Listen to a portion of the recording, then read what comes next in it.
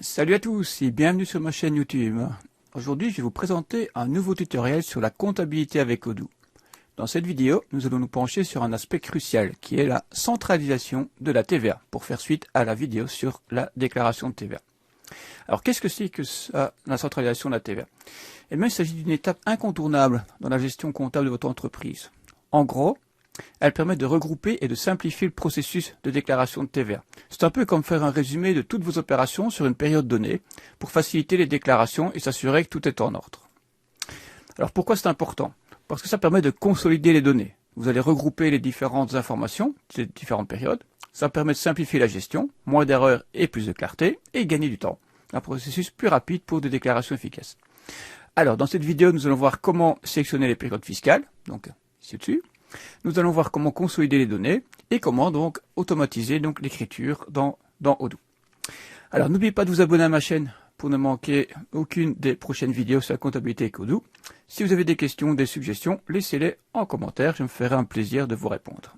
Alors sans plus attendre, plongeons-nous ensemble dans le monde de la centralisation de la TVA avec Odoo. Je suis parti ici d'une monographie comptable où j'ai volontairement donc ajouté des écritures un peu spéciales.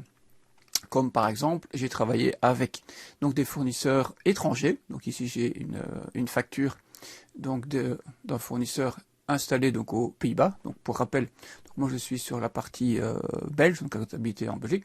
Donc j'ai ici un achat intra-communautaire. Simplement, donc l'objectif c'est de pouvoir générer des factures avec des écritures intra-communautaires. J'ai également des notes, donc des notes de crédit. Donc des notes de crédit fournisseurs, des notes de crédit en tant que vendeur. J'ai également effectué un paiement d'acompte TVA puisque c'est conseillé ou même donc obligatoire. Donc ici un virement donc qui a été fait, un acompte de 500 € ici, donc qui a été effectué donc auprès de l'administration de la TVA. Alors, je pense comme ça, donc on peut avoir fait le tour de tout. Donc, au niveau de la génération de la déclaration TVA, donc pour rappel, donc vous devez aller dans Analyse, Déclaration à la TVA. Vous précisez bien ici donc la période, donc soit idéalement, donc, si vous avez une déclaration trimestrielle, donc vous la générez en cliquant sur trimestre, ou ce mois-ci, si vous êtes plutôt dans une déclaration obligatoire tous les mois. Voilà, donc ici, comme cette monographie, je l'ai encodée donc en janvier, donc 2024, donc j'ai été précisé donc janvier 2024. Alors, que voit-on de préciser? Donc j'ai ici les différentes opérations à la sortie. J'ai ma note de crédit qui est mentionnée ici, à la sortie. J'ai en entrée donc des achats de marchandises, des services et biens divers, des investissements. J'ai également une note de crédit et j'ai une fameuse acquisition intracommunautaire. Voilà. Et donc ici, ce qui nous donne donc la déclaration de TVA donc classique.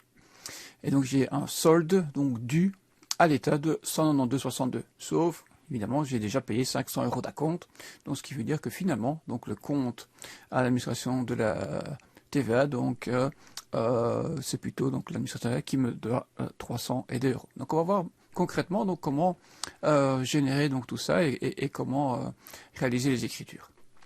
Je vais déjà vous montrer donc les différentes écritures ici, donc qu'il faut obtenir. Donc j'aurai au niveau des comptes, j'aurai ma TVA donc déductible ici, donc qui va reprendre elle de 1522 donc 91 ici, donc elle va reprendre deux montants, donc les 1705 ici, donc la TVA déductible, et de ça donc je vais devoir déduire la TVA à reverser sur les notes de crédit reçues. D'accord, donc ça c'est la TVA sur mes achats, et ça c'est les notes de crédit sur mes achats. Donc on fait la différence donc des deux, et c'est ce que Odoo de toute façon va faire, et donc j'aurai un montant de 1522,91 de TVA déductible. La TVA à payer, donc elle concerne donc mes ventes, moins les notes de crédit ici, donc 1266,02, pardon. Donc je vais avoir la donc TVA, donc la TVA à payer, donc ici sur les 1280 qui concerne mes ventes classiques, et de ça je vais devoir donc ici donc déduire les 14,78 de la TVA, puisque finalement donc j'ai accordé une note de crédit à mes clients et donc ils ont payé la TVA que je vais pouvoir déduire. Alors, donc ici la TVA co-contractant, donc oui, ça c'est vrai que j'ai oublié de vous en parler, donc il s'agissait de 13,01, je vais essayer de vous retrouver donc l'écriture comptable, donc comptabilité fournisseur, facteur fournisseur, donc j'ai un co-contractant qui était Laurenti, si je me souviens bien. Oui, voilà, donc c'est un entretien du bâtiment, donc ici, lors de l'écriture, donc j'étais précisé qu'il s'agit donc d'une écriture co-contractante. Pour rappel, donc la TVA co-contractant donc concerne donc des entretiens ou des services liés au bâtiment, hein, donc pour faire très très simple. Et concrètement, donc le fournisseur, dans ce cas-ci, le fournisseur donc ne facture pas la TVA, mais je dois dans ma déclaration TVA donc l'ajouter et j'en serai automatiquement remboursé. Donc c'est ça qu'on a ici. 61,97, donc ici, donc 61,97 TVA, donc co-contractant, et donc ici, j'aurai dans ma déclaration, dans mon écriture ici, dans les écritures comptables, si vous voulez, donc j'aurai une TVA à récupérer et à payer, en fait, du même montant. Voilà. Alors, donc pour générer la déclaration TVA, bon, très rapidement, si vous avez manqué la vidéo, donc je vais cliquer sur le PDF pour générer la déclaration PDF, et si vous devez l'envoyer à Intervat, donc vous cliquez sur XML donc pour générer le petit fichier XML. Donc nous, ce qui nous intéresse ici, c'est la centralisation TVA, donc ça veut dire donc pouvoir donc solder donc tous les comptes et calculer donc finalement le montant précis que l'administration TVA nous doit, puisque donc nous sommes redevables de 192,62, mais j'ai déjà payé un acompte de 500 €. Mais il suffit simplement de cliquer sur l'écriture de clôture. Voilà. Donc ici, concrètement, Odoo me propose donc les différentes lignes. Donc il s'agit toujours bien d'une proposition d'inscription au journal de clôture. D'accord. Voilà. Et donc je peux évidemment donc toujours réactualiser ou donc le publier si je suis d'accord. Alors, donc qu'est-ce qu'on a? Donc on a notre fameuse TVA co-contractant dont je viens de parler, d'accord? Donc ici débit crédit qui viendra finalement s'annuler, mais c'est une obligation légale, hein, donc de devoir les ajouter. Les opérations intracommunautaires, donc j'ai effectué une opération intracommunautaire, donc ici, donc également, puisque je repasse sur mon écriture ici, fournisseur, facteur fournisseur, mon achat HBM ici, donc idem, donc il n'y a pas de TVA, en fait, qui a été comptabilisé par mon fournisseur hollandais, d'accord? Quand j'ai précisé, donc ici, le 21% EU, mais Odoo, et tout à fait logiquement, donc lui, m'ajoute une ligne avec la TVA à récupérer et la TVA, donc ici, intracommunautaire. Ce que je retrouve évidemment donc dans ma déclaration, enfin dans mes écritures ici de centralisation de TVA.